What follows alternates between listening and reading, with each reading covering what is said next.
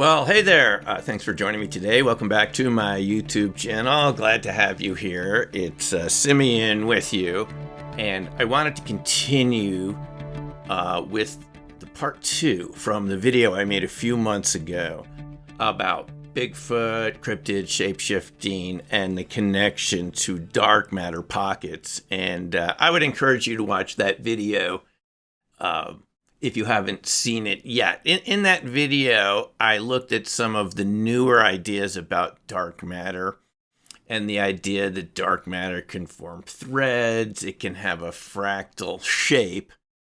And we looked at some of the research of Kenneth R. Shoulders, who looked at micro ball lightning, exotic vacuum objects, and he specifically said that there was this dark state of ball lightning, which he connected even possibly to dark matter type of life forms, the connection between dark ball lightning and dark matter, and suggesting that possibly there are organisms that we wouldn't see, that would be invisible to us a lot of the time, that are part of our reality. We're not talking about parallel realities here, even multiverses. This is a topic, if you're familiar with my YouTube channel, that I've talked a lot about in the past. And I encourage you to look at some of these links, like this playlist here, of lectures I've given about multiverse ideas going back to Hugh Everett III, and the more modern many interacting worlds model, another view of multiverses, parallel realities. But in the case of Ken Shoulders and dark black ball lightning, as it's referred to, Shoulders isn't referring to another reality or a parallel reality. He's referring to phenomena within our own reality here that operate at a different permittivity, one of the fundamental constants of physics, the electrical constant of free space, that determines the speed of light. And Shoulders argued that if you have objects that change permittivity that are based on exotic vacuum objects with a different state of permittivity, that's his name for static electricity, coherent structures of static electricity that he studied at a microscopic scale, since he was familiar with electronic circuitry and so forth, that these types of life forms or electronic structures or whatever you may have don't couple with our type of matter that we're used to, ordinary matter, because their structure of space-time that they're in is simply different because they operate at a different level of permittivity. And so within our own reality, there are going to be other structures that are normally invisible to us that may pass through us, may go through solid matter because they're not operating the same frequency as we are, to kind of put it simply. And I've argued that this suggests, just following from Ken Shoulders and other researchers who look at the interaction between various states of ball lightning and dark matter, that this creates the opportunity for life forms to evolve and take advantage of these types of states where they could be invisible, they could move around, do what they do like we do, but just simply not be seen most of the time. And in my book, Dark Matter Monsters, which I encourage you to take a look at some point, I made the argument that this could be the basis for Bigfoot and other types of creatures like Bigfoot for some of the characteristics we see around these types of encounters with Bigfoot and other creatures. So it suggests that there is another reality beyond the one that we ordinarily see that contains other types of life forms, other types of consciousness, other types of processes that work much more akin to coherent matter, correlated states of static electricity, what Shoulders initially called electron, palladium, strong electrons that come together and go apart very quickly. And as I noted in the previous video, and I've talked about at my lectures and so forth, we find there are certain characteristics around these states of coherent matter that seem to repeat over and over again, which is sort of what we're looking for in science, is a kind of consistency, repeatability, something that we can kind of get our grip on a little bit and understand some of the patterns there. And some of these characteristics, like we've talked about, is this sudden cold temperatures that you get around Bigfoot, cryptids, yes, UFOs, ghosts, haunted sites. Same sort of witness will say just suddenly got cold. I've spoken to people that have encountered this. There's sometimes a sudden silence that comes over an area. People have experienced this around ball lightning. They've certainly experienced it prior to Bigfoot encounters. In this experience I had not too long ago over at the Owl Moon Labs area earlier this year with Tobe Johnson and others coming from the Oak Ridge Bigfoot Festival, we went to an area where there had been a lot of allegedly interaction with Bigfoot. You can see this in the Flash of Beauty films, Paranormal, Bigfoot, and so forth. Bigfoot Revealed. We kind of heard that sort of silence, but I mean, people often describe this right prior to this type of encounter and in other sort of settings. You get sometimes the smell of sulfur, which we've talked about, sulfur-like compounds, which suggest some sort of nucleosynthesis going on, and often strange battery and camera failure, which I've pointed out I often experience. We've had that experience around crop circle.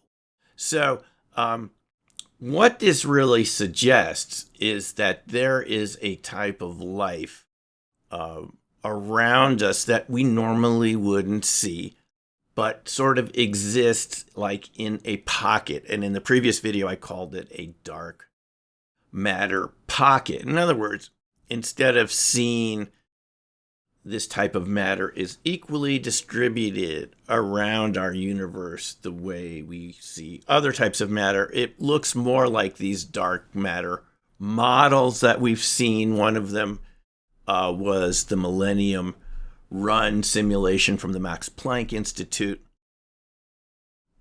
where they did like a month-long simulation with a supercomputer to model dark matter, and it comes out like these stringy filaments. You've seen these pictures before. Stringy filaments that have a fractal self-similar structure. In other words, it exists sort of at mesogalactic scales. There's disagreement whether it exists at the very largest scales, if you really zoomed out of our universe, but the mesoscopic scales down to our reality. And I think you see this when you look around our reality in terms of ordinary matter, fractal-like structures, in terms of trees and biological systems that have branching structures too. There's this sort of fractal congruency between the way dark matter distributes and ordinary matter. Now, here's where it gets interesting. I started listening recently to Lisa Randall's wonderful book called Dark Matter and the Dinosaurs, where Dr. Randall, an astrophysicist, argues that what led to the extinction of the dinosaurs, the Chicxulub meteor that came in, huge meteor, very fast speeds, something the size of Manhattan, 66 million years ago.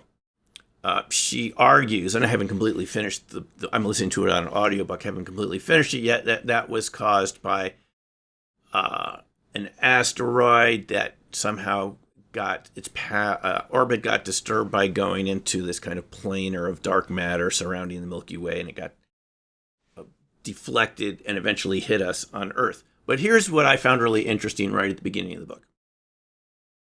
Randall argues, to put it simply, because there's so much dark matter, this is matter that's created in the very early stages of the universe,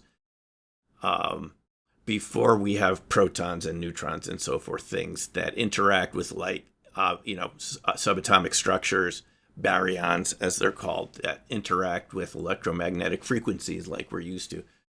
You had dark matter, and ordinary matter came later, and ordinary matter is just something like, 10, 15% of dark matter.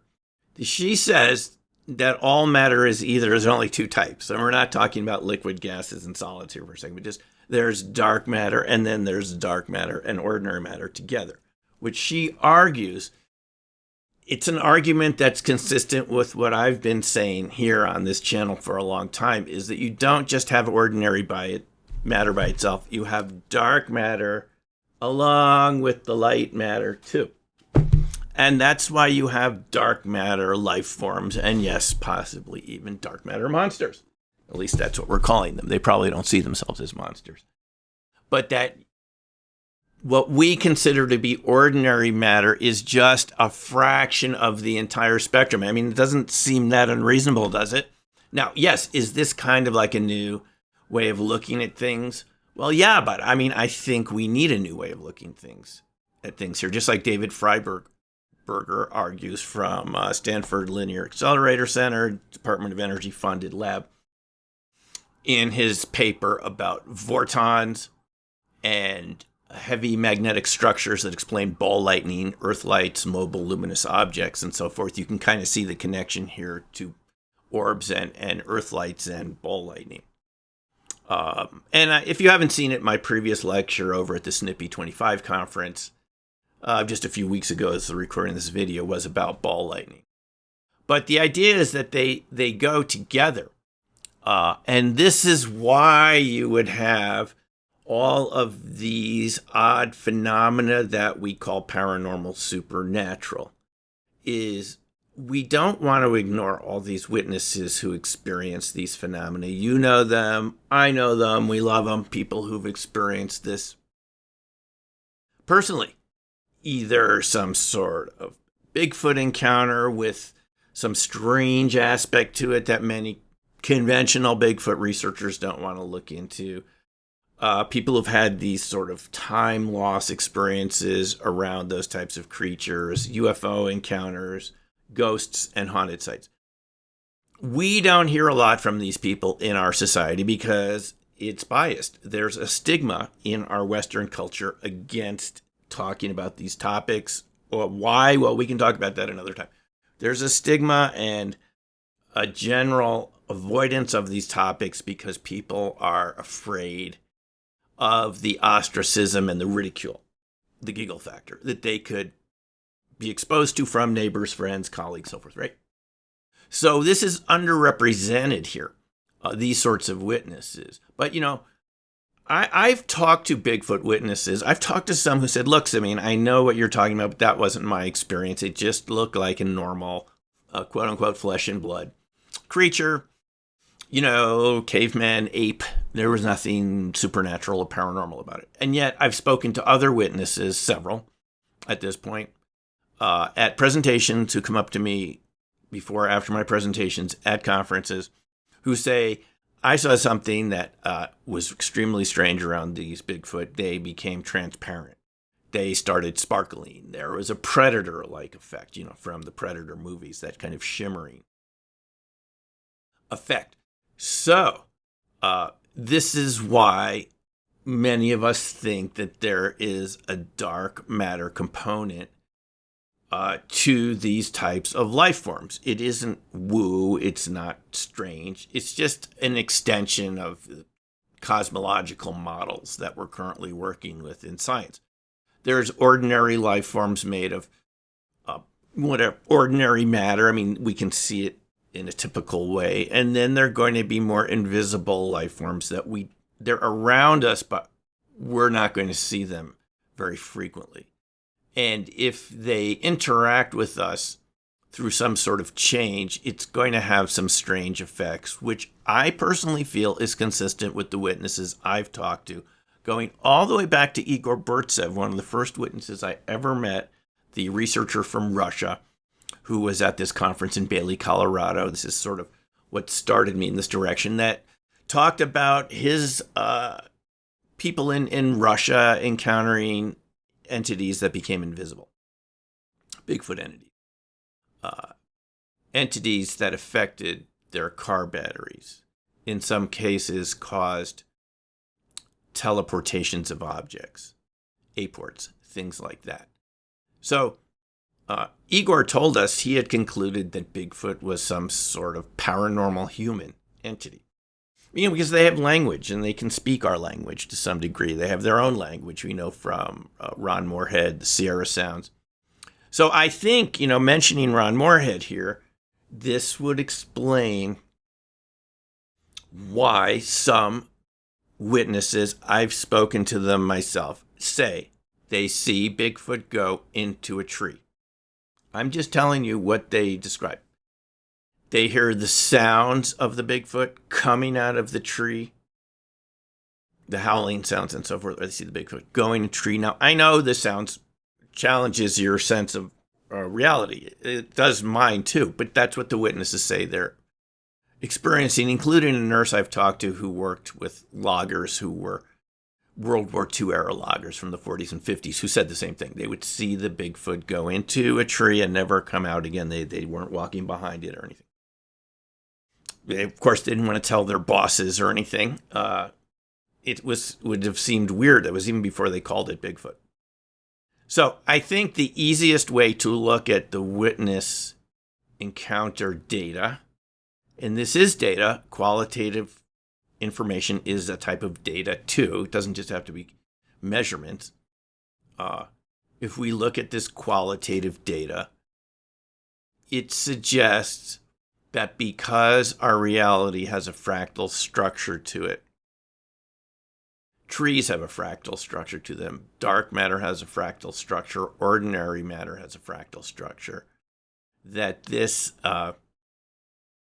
there's a sort of a fractal interaction between dark matter and ordinary matter at a very small scale where exotic vacuum objects, microball lightning exists. This isn't something we'd normally see with the naked eye, but it would suggest why we get witness encounters like we do around Bigfoot encounter, other types of cryptids, ghost sightings, haunted sightings, and therefore I call this the Bigfoot ghost complex, because it's another type of matter with its own set of interactions, and it fulfills all the criteria we look for in a scientifically treatable subject, which is you get the same repeated effects over and over again, the ones we just mentioned. The sense of space-time changing, sometimes the shift in the color spectrum where people say things turn darker. Colors look darker. And again, the temperature changes and so forth. These are thermodynamic effects that, in my view, are related to vortex cooling, something that Gerald Pollack has talked about in his Fourth State of Water presentations. You can see Gerald Pollack online. His book, The Fourth State of Water, is excellent. I would encourage you to take a look. And this sort of vortex cooling happens because the vortex has its own structure and it's literally sucking heat out of the environment to maintain its structure. And it would appear, because we get this type of cooling around these types of creatures that we call paranormal, supernatural, that there's some sort of vortex structure that they're based on. And I would suggest it's some sort of ether vortex structure related to an interaction between our matter and dark matter, or just part of dark matter, or something like that. There is some sort of vortex etheric interaction going on here, which would explain why you get this type of sudden cooling around these phenomena. Now, I've spoken to UFO witnesses that have seen the same thing. I've spoken to people that said they were in Miami in July when it was a hot night. All of a sudden, the UFO showed up. Gets really cold. You feel like you need a jacket. That would suggest a real vortex type of effect going on. The vortex cooling effect. I mean, I think we have the principles already in science, the building blocks that describe this. Now, The main resistance to this, the main obstacle, has just been people's willingness to listen to the witnesses. But, in my background as a sociologist, that's kind of a cardinal sin, is to ignore what the witnesses say they're perceiving. I just say we take them at their word. Sure, maybe there's some hoaxers and deceit out there occasionally, but I mean, if most people are telling us the truth about what they perceived, and a lot of these people I would imagine have to be, they're not even using their real names or anything. The reason you get these thermodynamic effects in this sort of Bigfoot ghost complex is because there's some sort of basic structures, thermodynamic structures, electromagnetic vortex, toroidal type structures that we see in coherent matter types of experiments and so forth. Take a look at Bob Grenier and the Martin Fleischmann Memorial Project channel for that. So that's my thinking about it, and it suggests that there's other type of life around us. Maybe it's not something we interact with all the time, but it's around. And it would go a long ways to explain why we associate these phenomena with forests, with natural areas, with abandoned homes, right? And so forth. Because that's where you find more fractal structures. And you seem to get less of it around man-made structures. It kind of pushes more in the direction of environments with a fractal structure, with trees and so forth. So maybe the reason we get Bigfoot around forests and trees, is not just because of food supply or anything like that. It's because they're comfortable in a fractal environment. And it also might explain why they build these tree structures, which I've seen many examples of, at least in photos, and structures that people have sent me that they've seen and taken pictures of. Maybe the purpose of those structures is not to create literally a house or a structure or something to sleep in. Maybe it has an ulterior function, which is to change the fractal dimensions of the area they're in and push it into towards a frequency that they're comfortable. It's some sort of waveguide or tuning mechanism to tune an area with those sort of bends and shapes that they use and so forth. It's just an idea. But, this is what you're doing with scientific reasoning. You're seeing how much can you explain with a kind of a simpler theory. So my theory would be fractal vortex dynamics, interacting both with dark matter, ordinary matter. And if you have a better explanation for why we get, the cooling, the sudden quiet, the battery failure, electromagnetic disturbances, time loss, I'm open to hearing your idea too, but this is what makes sense to me. So anyway, thanks again for listening. Appreciate it. Feel free to put your comments in the box below, and we'll see you in the next video. Take care for now, and bye.